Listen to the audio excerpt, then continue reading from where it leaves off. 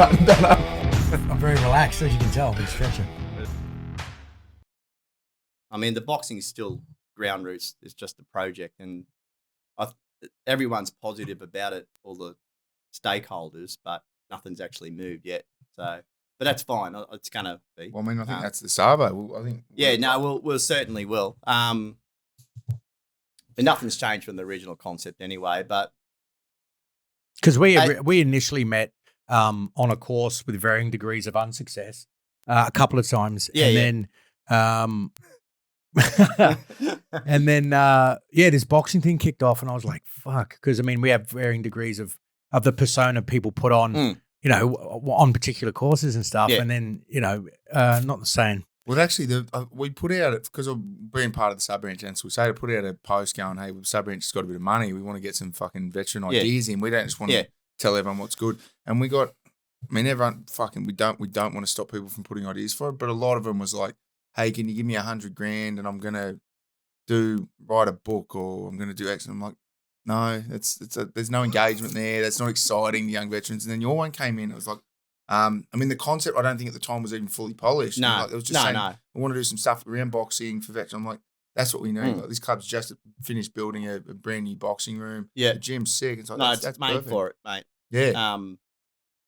But leading on to the concept, we'll call it a concept now, the boxing. But so I did a lot of time in the Navy, then transferred to the Army, right? So all up in defence, I did 30 odd years, right?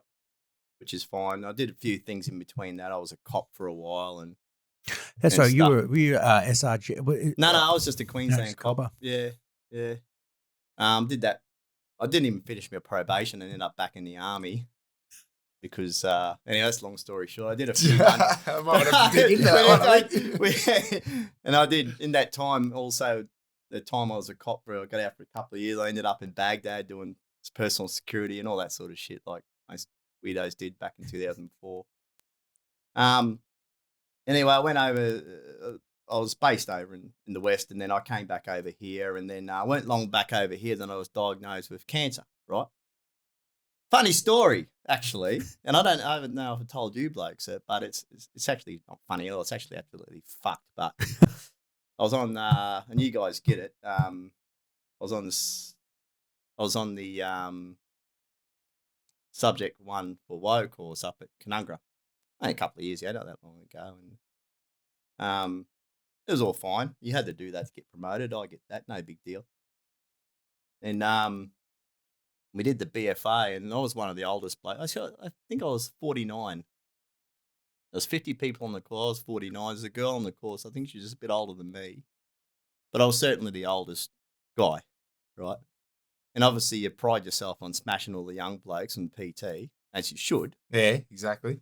And I remember they make you do a BFA for the course, and they still do this day, I have no doubt. And I did. I still tried to get it up to a 21-year-old, right? I was 49, but, and there's a good assessment of where your fitness was, because if you can't get a 20, every time you do a BFA, if you can't be a 21-year-old fitness.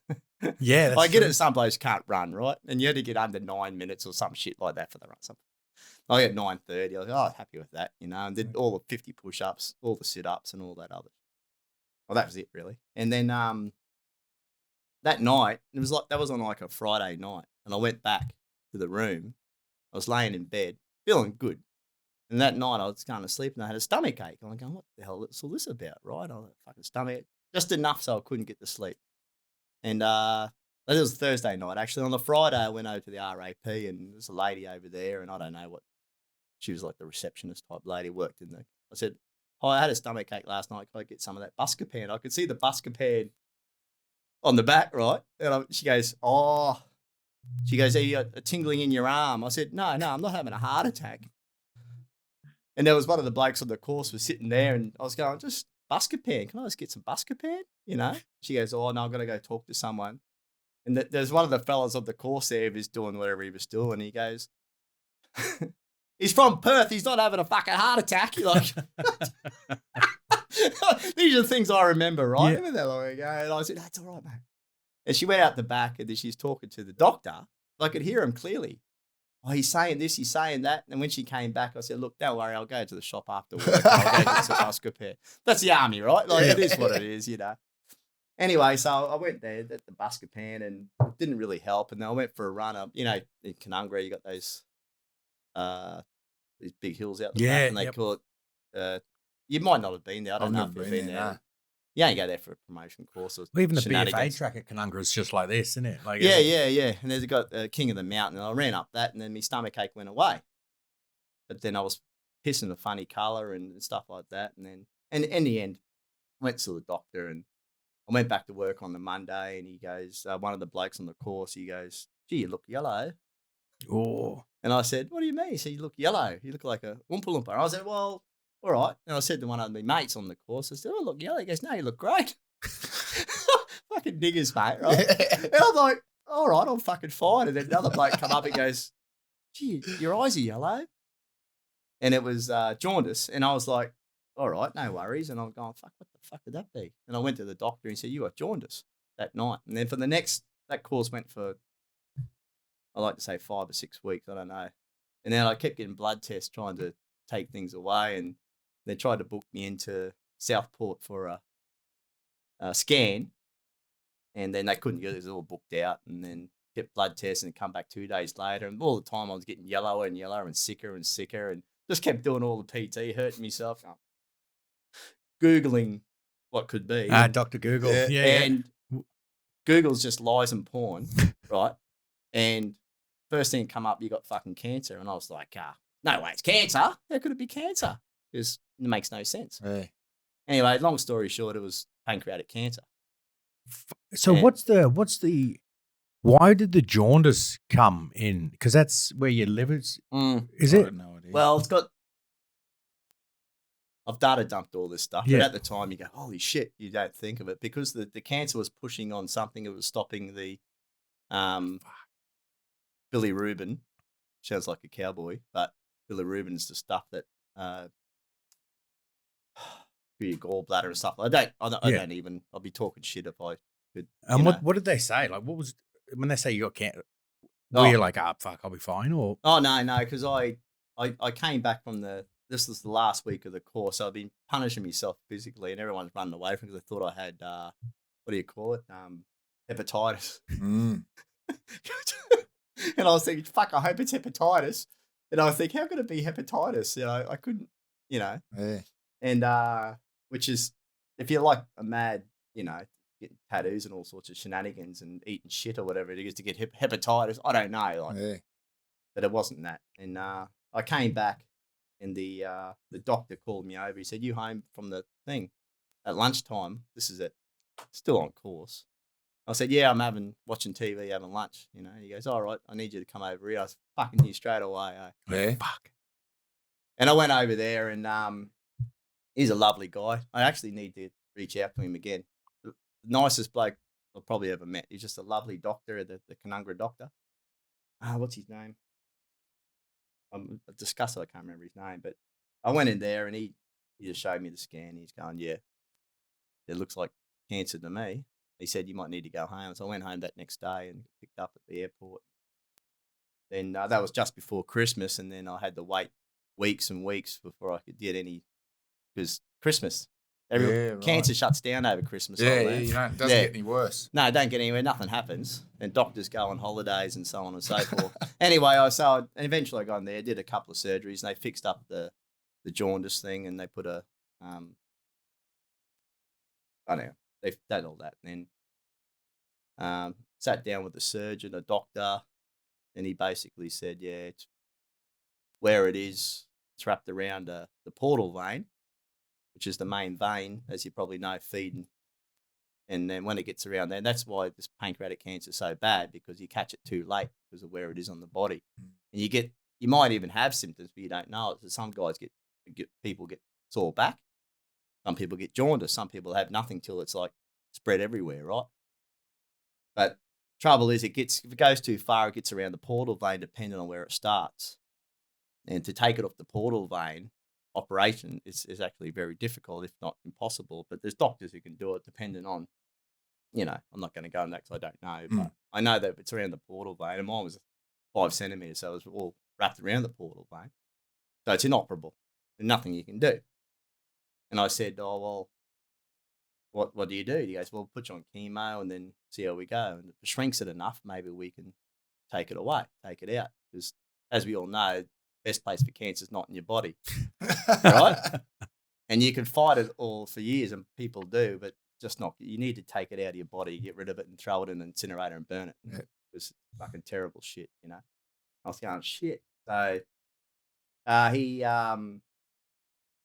actually the what's her name? Sorry, mate, I can hear you breathing. I'm trying to pay attention over I was getting excited. I'm getting to the point. I'm just talking about the cancer. Yeah, no. Anyway, long story short, I was doing the chemo. The chemo for pancreatic cancer is just shit. All chemo shit. All chemo. Pancreatic cancer, you sit there for 7 hours, mate. And I had a thing, operation to put a porta cath in there, and they used to plug me in like a fucking robot, mate.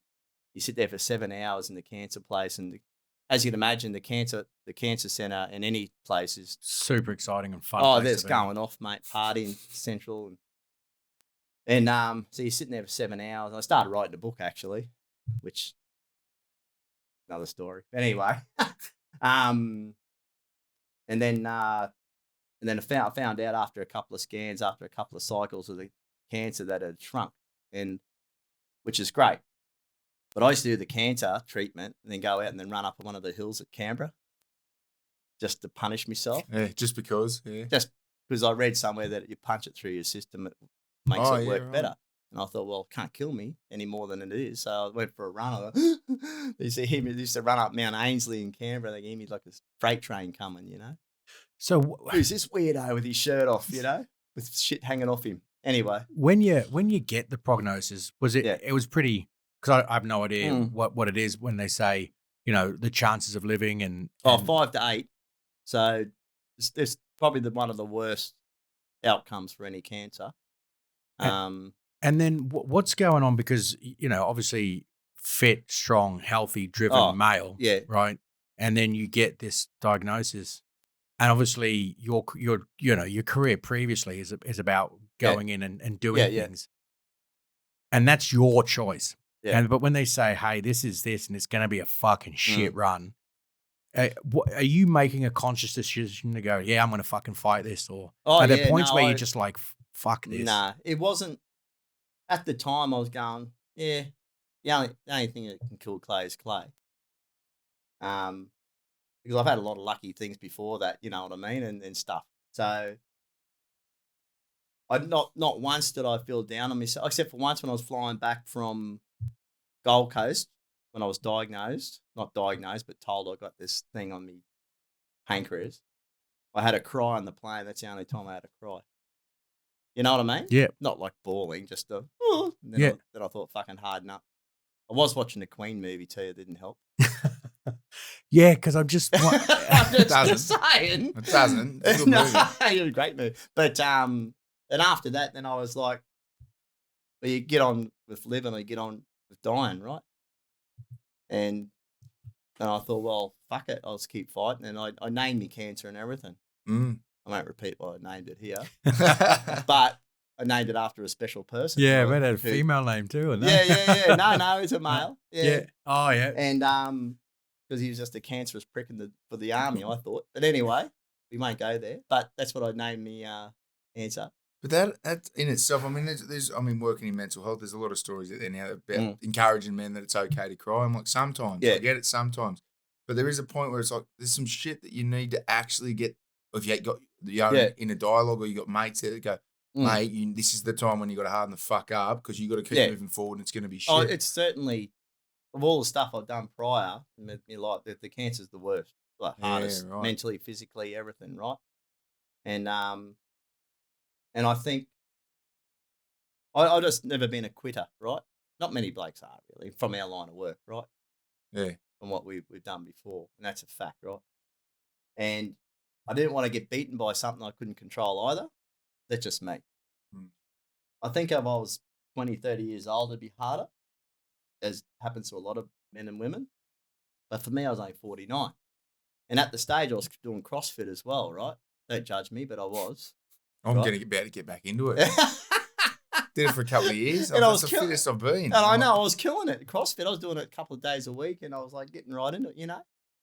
And then all of a sudden, I get hammered with this shit, and I'm going, "Fuck it, this ain't fair." But then life's not fair, so you get on with it, right? And I don't know. I just weren't going. I've got little kids as well, right? And people who love me, and so you just got to be around for them, all right? You know, and that's your mission in life, no matter who you are. If you got little kids, that's your mission, right? Yeah, when you leave defence, the mission is to look after those kids. You're still a soldier. I don't know. A lot of guys struggle, but you got kids. Fucking look after them, mate. That's your mission. Yeah, make sure you're there for them and destroy anybody who gets in their way. Yeah. Because this is something. Well, I mean, we've been doing some research and creating a couple of courses around the principles of Swiss 8 and recalibrate. It's called recalibrate. And some of that is about values and belief systems and the power of placebo. And it made me think back to, we had a guest on, Professor Charlie Teo. And he had a guy on and he's saying that there was people that he would get. So he gets in trouble because he's a maverick, and he but he's and he operates a superhero, mate. And he operates on people where other doctors don't want to risk their percentage. You know, like, no, I don't want my success percentage to drop down. I'm not going to operate. They can just go and die. And Charlie Teo's like, I'll fucking do it. Yeah. And he said he's seen people over his career that should have got better, that had a prognosis that is beatable, that have just laid down and died. Yep. And in his sin people, he's like, you are not going to get through this. Like, not told them. No. And they refused to die. This belief that they were going to get better. Yeah. And he's like, and they beat it. And and this placebo phenomenon that happens, it's a real scientific, like there's medical empirical evidence about it. Yeah. It's positive thinking. And that's, I reckon it's even up to 50% of my fight was positive thinking, easily. You know, modern medicine. I was doing natural remedies towards stuff from a place over in Perth as well, which helped a lot. 100% terrible mushroom type drinks and shit, but it was fantastic. That I think it could have been placebo, but I reckon 100% the positive outlook on everything, not just that, but of everything, you can't go wrong, right? And that's the hardest part. You got to really struggle. Some people struggle daily to get out of bed but I don't know. My purpose was my kids, right, to keep going. And I would have kept going. I would have found another purpose anyway, just to stay positive with it. But and then as bad as the cancer was and as bad as everything was, in the end, I got an operation and they took it out. And I found out, when you're talking about Charlie Teo, my surgeon was Jazz Samra, and he's in North Shore here. And he's the same mindset. Like someone said, this is the surgeon you want, because he'll operate where others might not, right? Because he's been doing the same thing for years and years and years and years. And fantastic, right? And so he saved my life for sure. And he did. He came in and said, well, the cancer's isolated, which means it hasn't spread anywhere else, right? Which is a huge win. Which means it stayed on the pancreas, which usually it goes into the liver or somewhere else. And right? then you're in a pickle. And then you're fighting on like Hitler on a couple of fronts, right? But and you don't want that, okay? So I was lucky there, and eventually it shrunk enough, and he said, I can probably go in now. He said, I'll put you on chemo for a few more cycles and see what happens. And long story short, when he actually did go in, it was all dead, gone. And then when they do the blood test, no evidence of any cancer anywhere. Fuck yeah. And then he asked if he could use me as a case study. And I said, if it saves someone else. But I did a radiation trial as well. I was one of the first, me and another lady, I never met her, but over at North Sydney, and as a trial for some radiation, which zapped the hell out of it as well, I'm assuming. No side effects. Oh, well, there always is, but and that's that. And I just got on with it and tried to work. I got down about 50 or 58 kilos in the end. It looked like a bloke with cancer. We saw you at the footy. Yeah. Looking like a... Yeah, you looked ill. Oh, was it, mate? But no, they rearranged my tummy and did a thing called an operation called a Whipple. and it's 8 hours surgery, and they just re-plumb everything and take some stuff away, and quote the surgeon, throw that in the bucket, throw this in the bucket, you know, and I was just moving forward, but and that was 2019 June. I had the operation. It was 2022 now, and I was sitting around at home feeling sad and sorry myself one day, as you do, and I saw I don't know if it was Facebook or something like that. It was an advertisement for the Wimp to Warrior, which is a cage fighting thing, right? And I thought, oh, I'm not feeling real fit. I was about 60-something kilos. So I gave him a call and said, hey, what's the go with this? And she goes, funny you should ask, because tomorrow we've got a session where you come down and try out and see if you're right. And I thought, oh, I haven't done anything since the operation. I was buggered, right? Really thin. Still thin now, but. And I went down there and gave it a go, and I felt actually muscle memory is amazing. When you go, I was banging out the push-ups, and I was going, what's going on here? And I told them the story. I still had scars on my chest, and and they're like, oh, all right, no worries. You want to do it? I said, I'll give it a go. And then I ended up training with them for 20-something weeks, and it was one of the best things I ever did. Not just for that period, just forever, because you're training with all these people you never met before. And it's mixed martial arts, and I like boxing, but I was never into other who flung dunk sort of stuff, or the BJJ and shit like that. I just never got into it. Just that smelly men. I didn't want to roll around. And, to be honest with you, right? And we did all that for 20 weeks, and then in the end you have a fight in a cage, and I was in the cage, and I was 50 then, and 50, 51 or something, and the kid I was fighting. He came in, I thought he's got to be at least 25, 26, right? He just turned 21 the week before, and I was like, oh, no, like literally more than half, double his age. And so me and him, he's a great guy, and we used to train together anyway. I never thought I'd be fighting him. I'm fighting him in the cage, but I took him to the third round. He got me in a submission because I was too old and cancerous, Was he a big boy? No, same weight as me. It's all weight. Yeah. But he was good. And he just knew the ground stuff better. And I thought, and I took him down on the last, or a minute from the end. And I thought, I'll get you on the ground, hold you, if I can keep you on the ground for a minute. Because I sort of knew it was a minute. But he just sort of got me then. He got me in a triangle around the neck and punched the shit out of me. And I'm like, oh, you got me. What can I say? You know what I mean? But it didn't matter because he won, but we both won. Yeah, you know what I mean? And everyone who fought on that day, who did the training to fight, it was the training, not the fight. The fight was just PT. The training, I had harder fights in the training leading up to it. I fought one of the guys who was a champion. He had a belt and everything. I had one round with him. Punched the shit out of me, right? But that's all right. But I gave him a blood nose, right? Or whatever it was, which is fine. But that was harder than fighting that because he just walloped me and, But that's good. You know what I mean? And no one ever got hurt. Everyone goes, oh, MMA, you're going to get hurt. No one. You only get hurt by rolling a knee or something when you're training. But in the fight, no one got knocked out. No one got kicked in the side of the head or elbowed. You know what I mean? Yeah. So it was actually quite good. But like I was saying, there was no loser really. Like, if anything, I won because he belted up an old man with cancer or had cancer, right? Or he got beaten by an old man who had cancer. So that poor bugger was never going to win. He was done anyway. either way. And he knew that. And I told him that. And I told him where I used to work, and he never heard of it. And I said, credit to you, mate. Yeah. I didn't explain it. I didn't say nothing. You know what I mean? Yep. Because someone go, oh, geez, but no, he didn't care. And I thought, fucking more power to you, Didn't impress him, and he didn't give a shit. This is fight. This is fight, This is fight. And anyway, so that was great.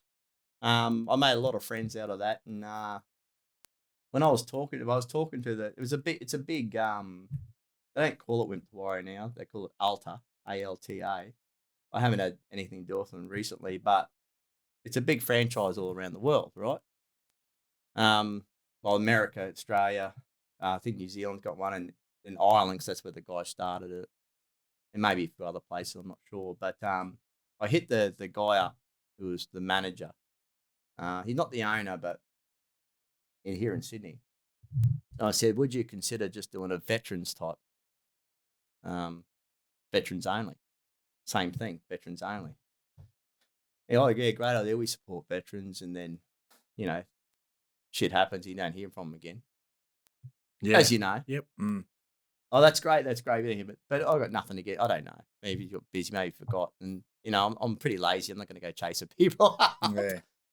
And then I thought, I'll just do it myself, And because to go back, that training was great. It's 20-something weeks, though. And you go every morning for 5 days a week. And you get up and it's snowing one morning. You go, what the hell? And then it took you half an hour to warm up. And then when you left the gym in the morning, you felt great.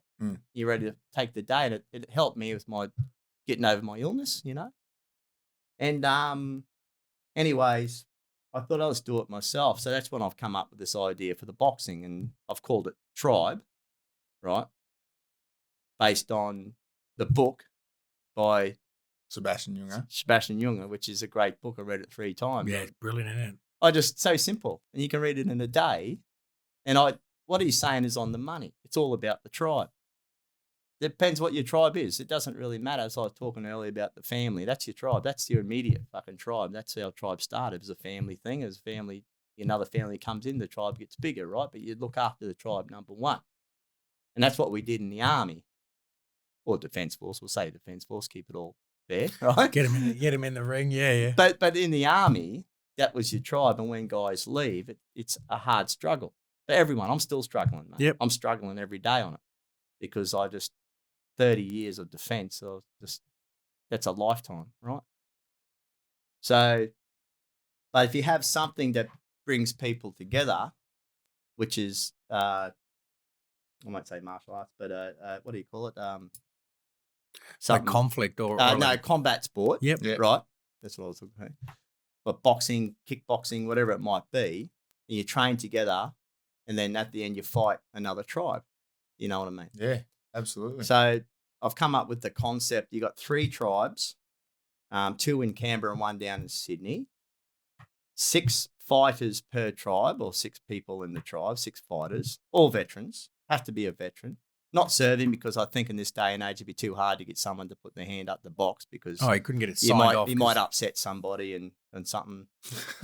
I don't know, but no, he's spot on. You know what I mean? You can't teach soldiers to throw punches. That's too violent. You can't, especially grunts, Like, these are boxing nights, well, you can't do that anymore. Someone will get hurt. Yeah. And then, this is the concept anyway. That gym fights that gym, and that gym will fight that gym. We just all come together on one night with the 6, 12, 18 people to fight. What's that? 9 fights in the night, if we can get the right weight to skill ratios, because it's all amateur boxing, just boxing. I tried MMA at start, but it's hard to find an MMA trainer. And then you want someone who's super credible. Boxing coaches are dime a dozen, right? So I've gone to 2 gyms in Canberra. They're on board. They think it's great. I'm actually got to get back to them next week. And they'll train the 6 people in their gym Monday, Wednesday, or Friday, whatever works for them. And that's their tribe. And by the end of the 12 weeks, once they're sparring with each other, it'll be like that.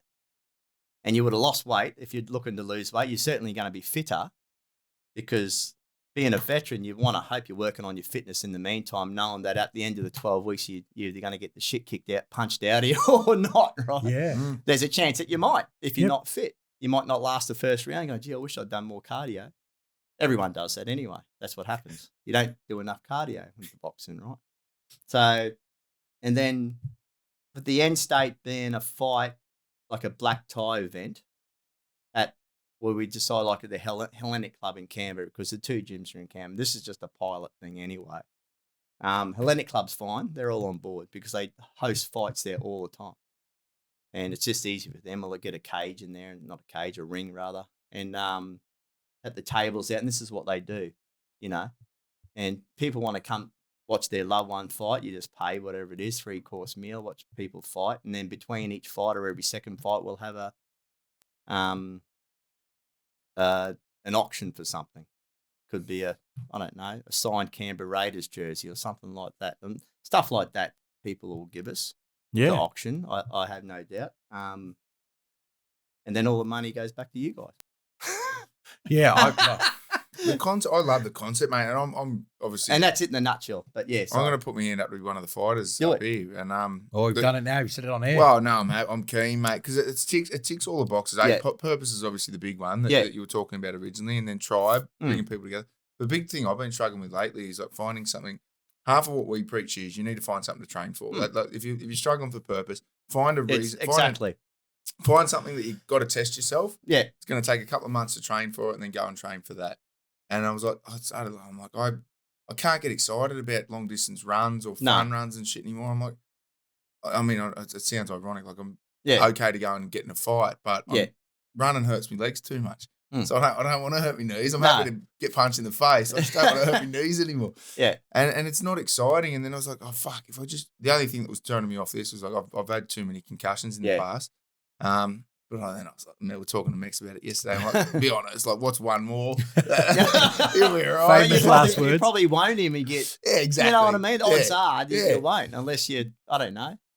But that's why we train, and that's why you're trying to avoid it. But you got headgear on, so well, I mean, you've got to have risk in it. I think that's why people are going to find it attractive. I mean, people like yoga. You still do yoga, and just blokes. Just I want to say blokes. I mean, men and women just want to get out of their comfort zone. And if I can get one or two people do this, who have never done anything like that in their lives.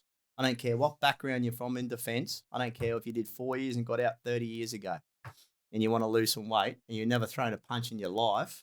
That's the people we want. Yeah. And just gets them back on track and makes them, or blokes like you who's already fit, but you want to learn some more skills. And we've got the great trainers to teach you. And then we'll find a bloke that you're going to fight who's going to be just as good and fit as you. Yeah. I mean, I love and the you just idea go of hammer fight and training. tong, or not. It doesn't matter. But the purpose is everything. It's purpose. And it's got real world consequences. Like if you train for a fun run or even like I want to do an ultra marathon at some stage, 100 figure.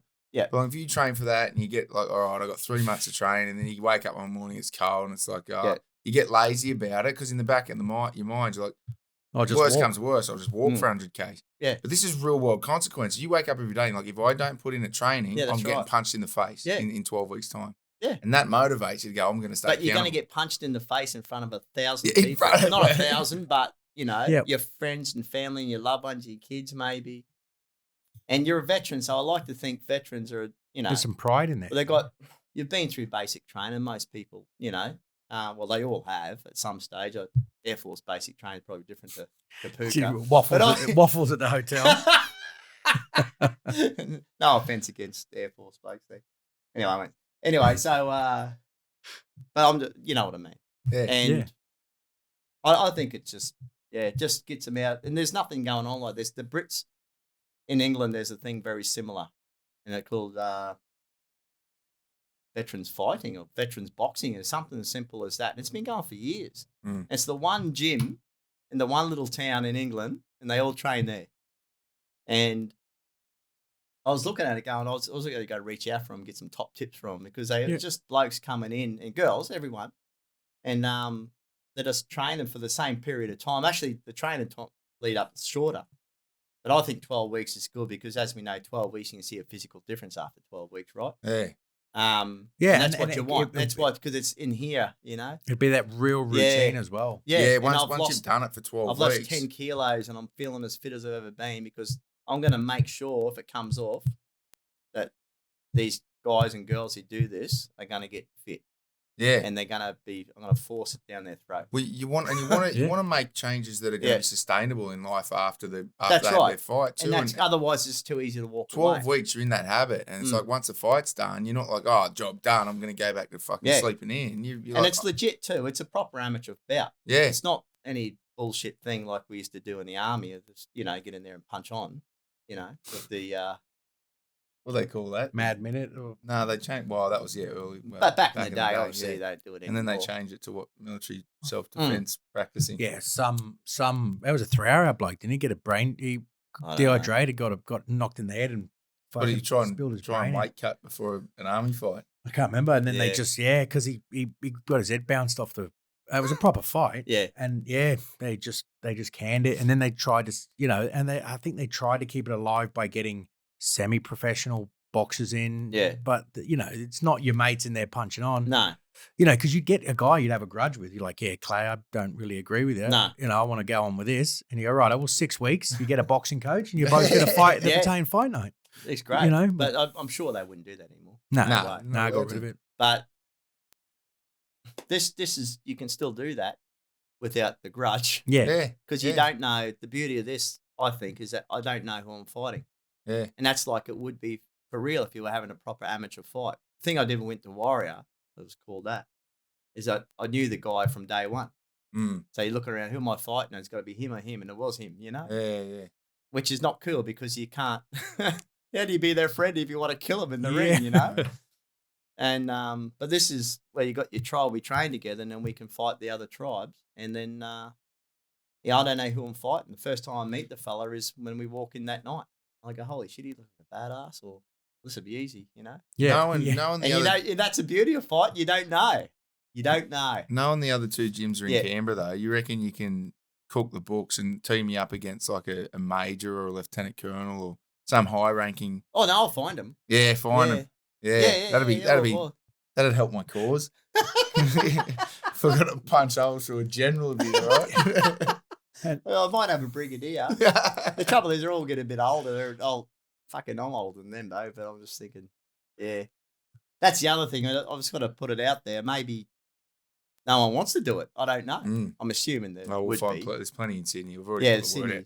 But actually, there's a young bloke. Canberra's lots of veterans. There's thousands and thousands, and I'll put the feelers out. But there's a young bloke. His name's Sam. I hope he hasn't messaged me back yet. But he joined the sub branch a couple of months ago, and then I was on the day that I was actually pitching this idea to the sub branch, and he hasn't been back. So young blokes, you come every couple of months when you've got time to the RSL, but he's been on my back, mate.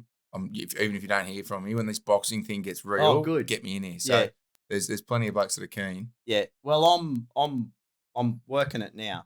Yeah. So after I speak to old mate, I'll if I get a chance, I'll go back and speak to the Atlantic Club. So I used to work at the Atlantic Club, so I know I'm there anyway. Right. On another life. And we got you're keen to get a couple of chicks in too, aren't you? I want to get as many, 50-50 if I can. Because I've been watching. Mate, they'll destroy you. I saw. They will destroy me. Holy shit, mate! Those girls doing you see them on the UFC. It doesn't matter. They'll fuck you up.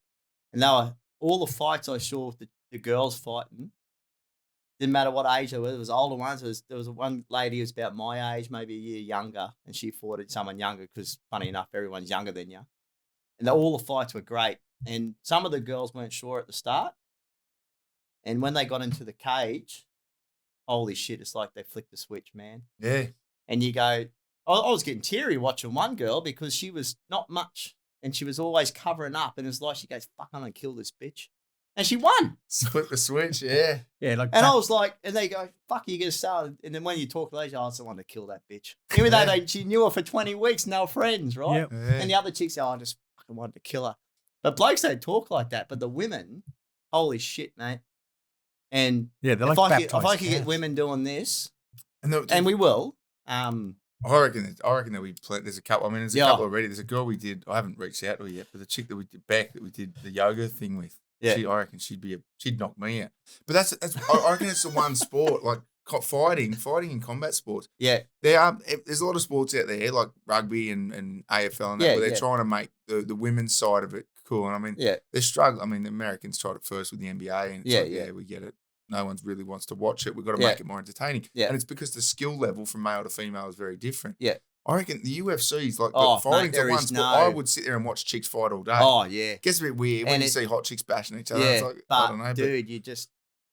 Yeah, absolutely. And when they're on the undercard or you go, holy shit, I'm looking forward to this fight. They just go off. Mate. Yeah. And you're just like, Jesus Christ, I'm not saying nothing to me. Outside of seeing two women covered in blood, like if you see two chicks, and most of them are fairly decent looking, they go in there and you're like, all right, watch, and then their actual technique's amazing. When they're covered in blood, I'm like, I'm not sure I could watch this all day because it gets a bit weird. But other than that, like their skill level, we actually there was a chick from Townsville that she's fighting in the UFC at the moment, Jess Clark or Jess. She was doing a bit of ambassador stuff for us, and then watching. I mean, she's got a bit of work to do. Is she an ex-military person? No, she just lived in Townsville and hung out. Yeah, a lot of the boys trained at, what was it called? Dog Factory. Yeah. It was a fire there'd gym be up in full of Townsville. boys up there. Yeah. And she trained up there, but she can throw them. Oh, mate. I wouldn't fight her. If I could, I mean, I don't care who you are, male, female, black, white, brindle. If you want to give it a go, give it a go. Yeah. And we're just gonna have to crunch the numbers. If we need more people to do it, we have more fights on the night. Yeah. You know, what can we handle? You know, but I'd like to see lots of women do it, and even better. Yeah. Because it's yeah, and you'll see a transformation. And I'll guarantee it. Yeah. Even after it, you know. Yeah, I wonder what it's going to do. I mean, I think that would help a lot of people. I wouldn't say doing it straight out, but that transition piece, like people transitioning out, having a purpose, and that would really help. Well, it has to help, mate. You know what I mean? Yeah. It wouldn't help if you hurt yourself, injured yourself through the training, because that puts you down to the doldrums, because we've all been there. But boxing's not too bad because it's all about the shoulders and the movement. And you know what I mean? We're not doing the ground fight. We're not doing the kicks, right? No, it's just purely punching. Yep. And so the odds of hurting yourself in the training aren't too high. And even if you just came out, you're looking for a purpose, it's a small win, little small wins. And after that, you're back on deck, you're feeling fit. And then if you're feeling fit and you're not drinking, like we all drink too much, you know, and then that doesn't help shit, you know. And then but if you're not drinking, you're feeling fit, you might want to keep fighting. You might want to have another fight. Or you might want to just keep going to the gym. Or you might, I want to climb Mount Everest, you know? Yeah, I think it's a step I don't know. off. It's just it's a stepping stone, right? It is. Yeah.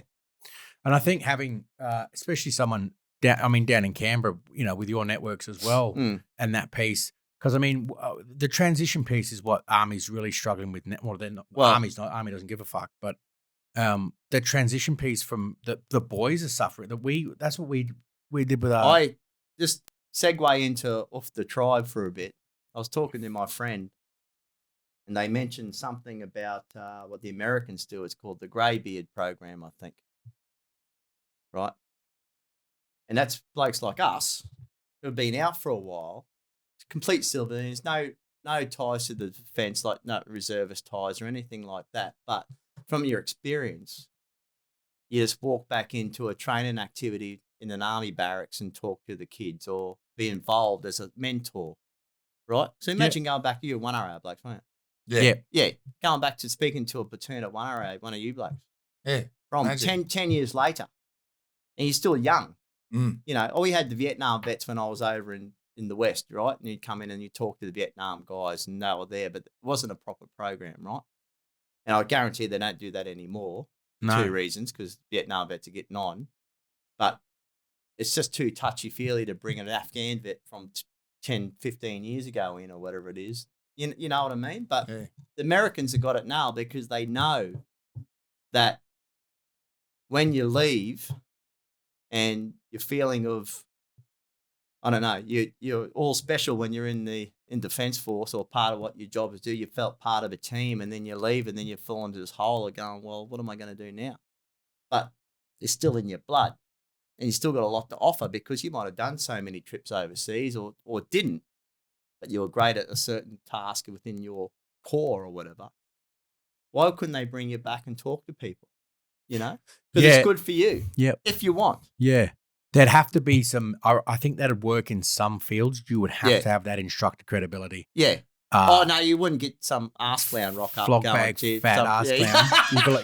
Because me as a 21-year-old digger. Invitation only, I dare say. Like they could say, oh, we know, Mex is like this and bring him in tomorrow. And they go, I've heard about Mex. Yeah, he's a fuckhead. I heard about Adrian. He's great, you know. Like, oh, no, fuck him off, you know. Like, but I think little things like that is what they're missing in defence, right? I think it's important because you feel the relevance or lack of is the killer. There's 2 things here. Like Mark, I think it's Mark Devine. Someone Devine. Yeah, pretty sure it's Mark. He started a company called SEAL Fit. He's an ex-Navy SEAL. Started this organisation called SEAL Fit. And he was on a podcast the other day and they were talking about what is the skill set. If you're a grunt or if you're kind of on the tools shooter, like what is your skill set that can translate into to the corporate space or whatever? And he's like, it is the mentoring space. It's Yeah. like we got this society now that's so fucking broken, and no one wants to stand up and own their own situation. He's like, we need to repurpose these people back into just leadership and mentoring roles.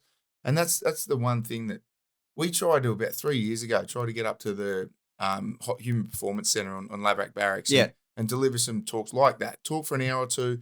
Yeah. And then the fucking boys that were running it, like sergeants and above that were running it, they were the ones calling us, going, we want you to come up and do these talks.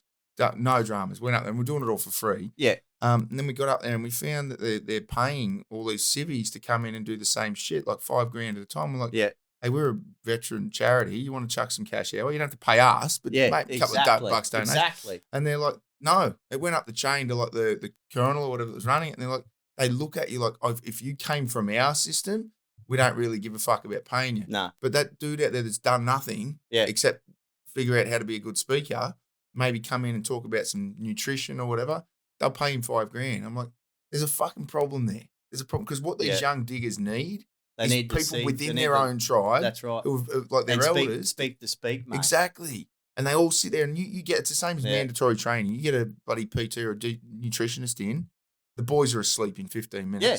You get someone who's been there and done that and they're like, I'm fucking going to listen to this because I can actually, it's where I want to go in life. I'm going to learn from it. Yeah. And I think that's important for everybody. Absolutely. And especially in Defence Force now with, like we talk from our background, it's an arms corps and it's all about taking it to the bad guys. Right? Yeah, I'm just worried about the experience fade. Yeah, it's gone. It's every year it's getting worse and worse. Well, Tim Kennedy was talking about, and so were the young diggers that went from Australia to the Afghan airport when it was collapsing. Like, there was no experienced soldiers on the wall. And I think it was Tim when he was talking about the American stuff. It's like, we could have had, you made any veteran that was over there 10 years ago, you ring him up and go, hey, we need you to come back in and take it to him. You'd be killing your mates to get a chance at the job. Like we always did. Yeah, exactly. And they Yeah. went over there and they had fucking young green diggers watching kids get drowned in puddles because there was just a human panic. And it's like there was no experience there to go, you're allowed to shoot that dude, you're not, you're allowed to just be comfortable. This is how we've controlled it in the past. Yeah. And every Western Defence Force has done 20 years of war fighting and experience gaining. And then they've just data dumped it straight away. They've purged everybody in middle management. Because it's not politically correct to be good at war fighting anymore. Yep. Yeah. So this is ancient Rome. But even just, not me, but other guys like us who have done stuff relevant to what they're doing now, that the senior NCOs have done nothing because it's just how it is, because they've gotten rid of the other guys and then those guys have to step up and they probably didn't want to get promoted for another 3 or 4 years, but here they are running the show with no experience, but that's not their fault. That's just how it is. So they're basing all their experience on, what do you call it? Doctrine. Yeah. Yeah. And a few, there might be some coming and spin a worry about, because there'd be that crusty old bloke still getting around one RAR who did, a couple of trips overseas and whatever. Yeah, maybe there isn't. Ma, I think there's one dude left. There was one guy. I mean, I don't know what it was like. But why couldn't you get the dudes in to come and talk again, like the greybeards, mate? Yeah. Yep. They're not even great greybeards. name for it too. You know? It's a great name for it. Well, anyway, that's I don't know what it was like in over west, but when the regular army started getting trips, they were force feeding warrant officers and stuff to get on there just to get some kind of, because there was no experience there. You had diggers that had been in for 4 years that had gongs coming.